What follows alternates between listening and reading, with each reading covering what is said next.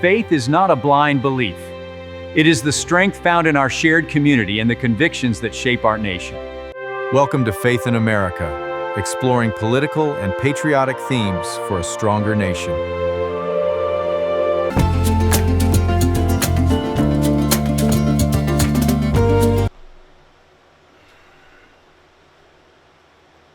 Welcome to today's podcast.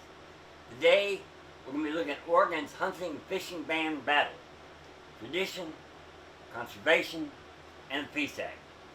Welcome to today's program. A political and cultural balance is unfolding in Oregon that could have national implications for hunting, fishing, agriculture, wildlife management, and the broader relationship between human beings and animals. Supporters call it a historic animal rights measure. Opponents call it the most extreme anti-hunting proposal ever presented to American voters. At the center of the controversy is Oregon's initiative Petition 28, commonly known as the Peace Act. People for the Elimination of Animal Cruelty Exemptions.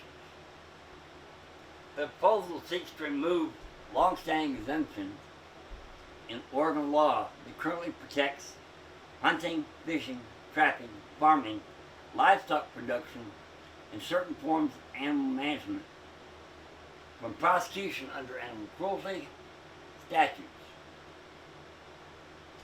The initiative has reportedly gathered enough signatures to move closer to qualifying for Oregon's November 2026 ballot. Although election officials must still verify those signatures, what would the measure actually do? Supporters argue the proposal simply extends protections already given to household pets, animals used in agriculture, research, and wildlife management. They contend that intentionally injuring or killing animals should not receive special legal exemptions.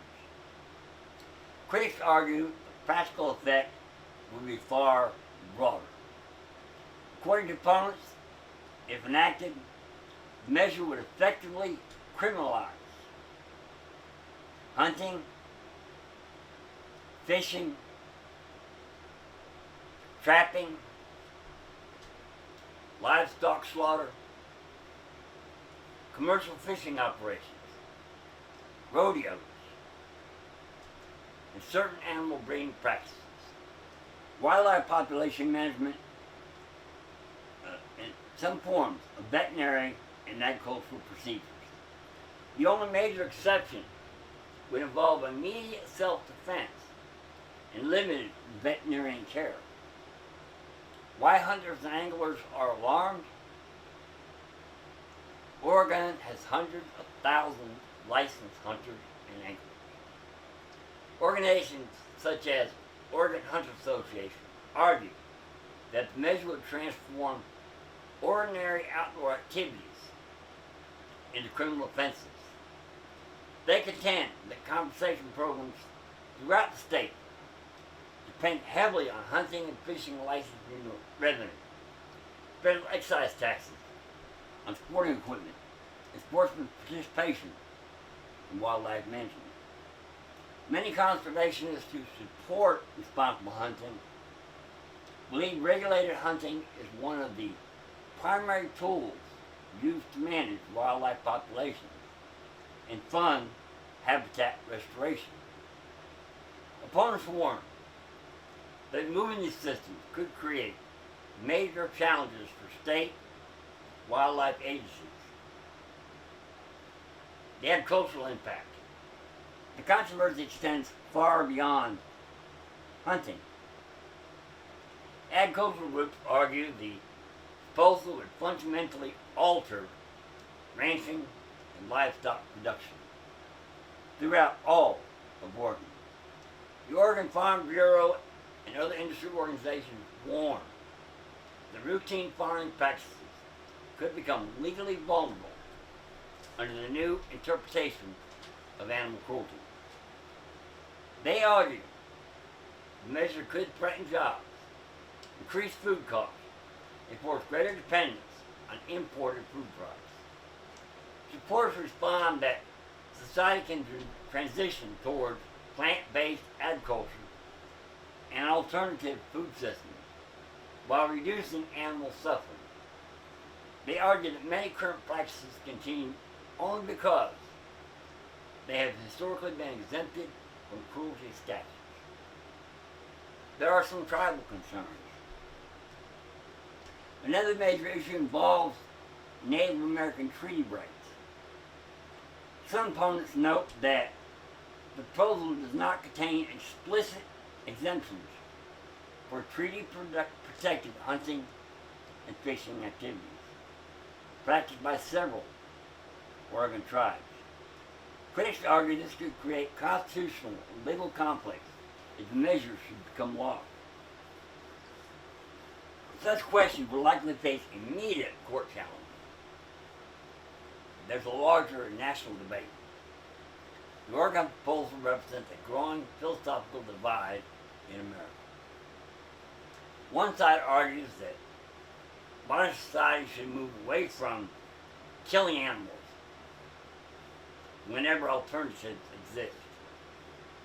The other argues that hunting, fishing, ranching, and animal agriculture are not merely recreational activities, but essential components of food production, wildlife conservation, and rural economies, and cultural heritage.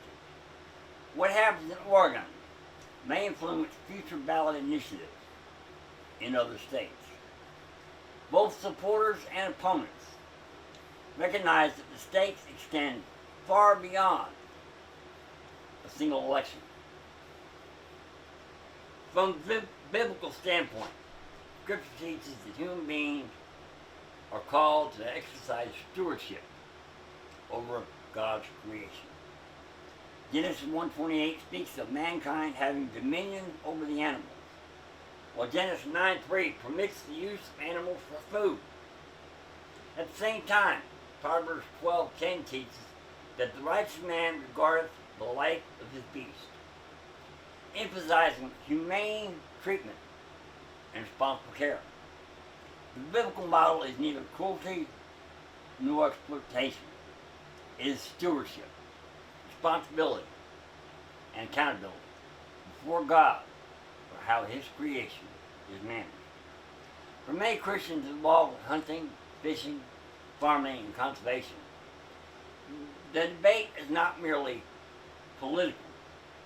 It touches on questions of human responsibility, food production, property rights, and mankind's role in caring for creation. In closing, Oregon moves closer to determining whether Initiative Petition 28 will appear on the ballot. Voters will face a significant question. Should society dramatically expand legal protection for animals, even if it fundamentally changes hunting, fishing, agriculture, and wildlife management? Or should those long-standing practices remain protected as part of Oregon's economy, culture, and conservation system?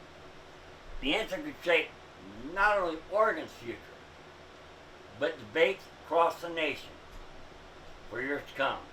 Thanks for joining the podcast. We'll see you next time.